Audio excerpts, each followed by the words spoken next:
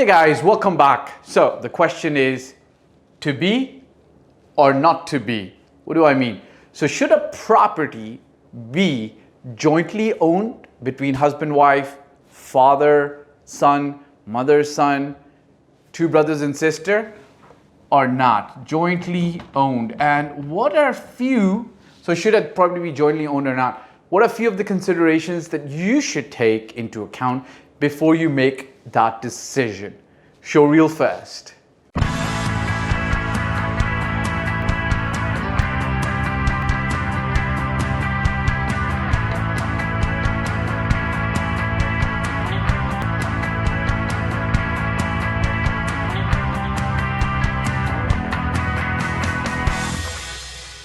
All right, guys, welcome back. So one of the things that I always ask to any potential buyers, investors in the Dubai market, or even globally, is have you decided if you're investing in this property on your own, whether this property is going to be jointly owned between yourself and your spouse, so between a husband and wife, or a father and son, or brother and sister, or two friends, so on and so forth. And I always ask them this, but I never force an answer upon them. And I always tell them, look, you gotta actually decide whether you want it jointly owned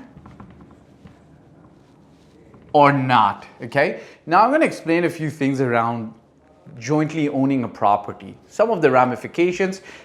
This video is not meant to be a comprehensive answer for you. For that, there are experts in this field, but it's to give you some food for thought so that you can actually start thinking along these lines. And once you start owning a property, or when you're about to own a property, life becomes easier, and that discussion is pretty much taken care of, okay?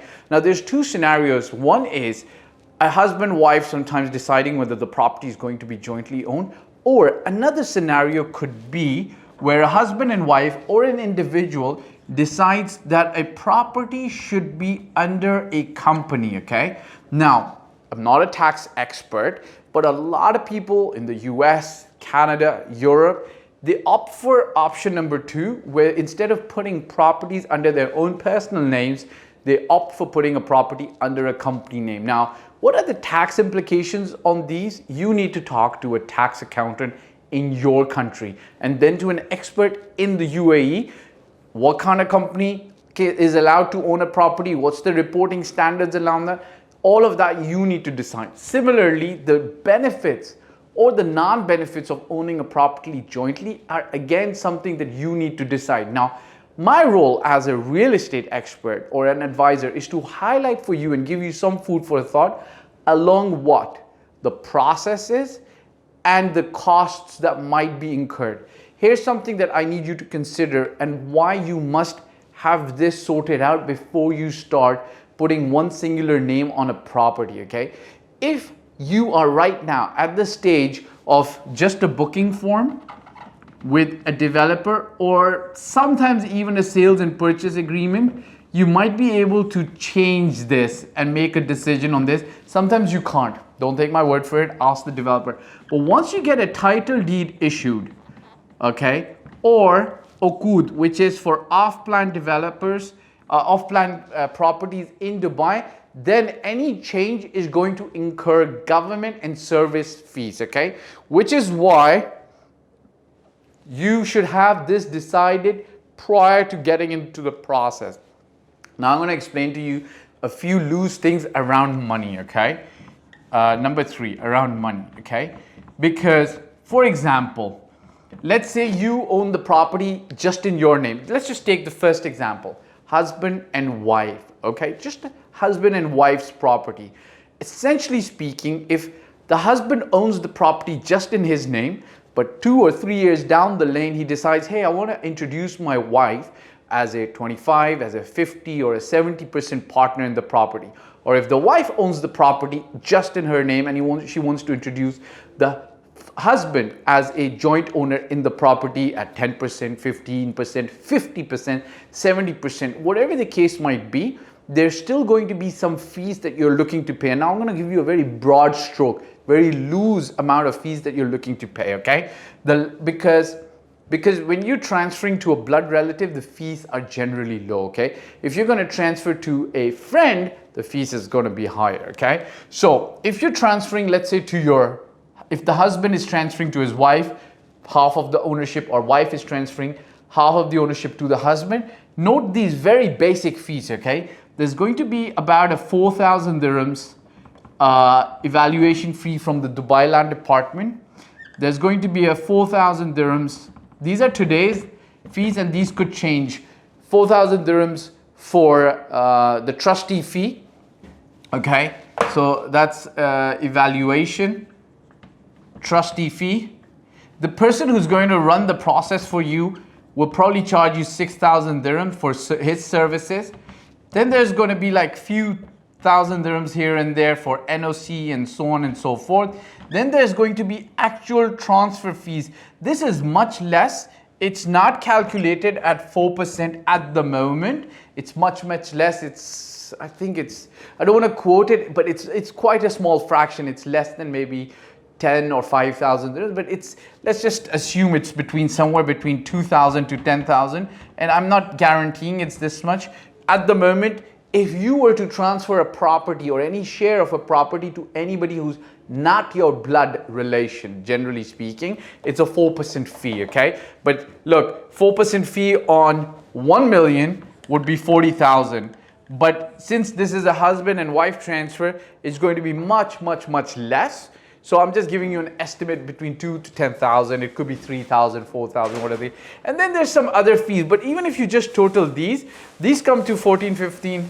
So about 16K to 20K is what you're expecting in terms of the monies that you're going to be paying, okay?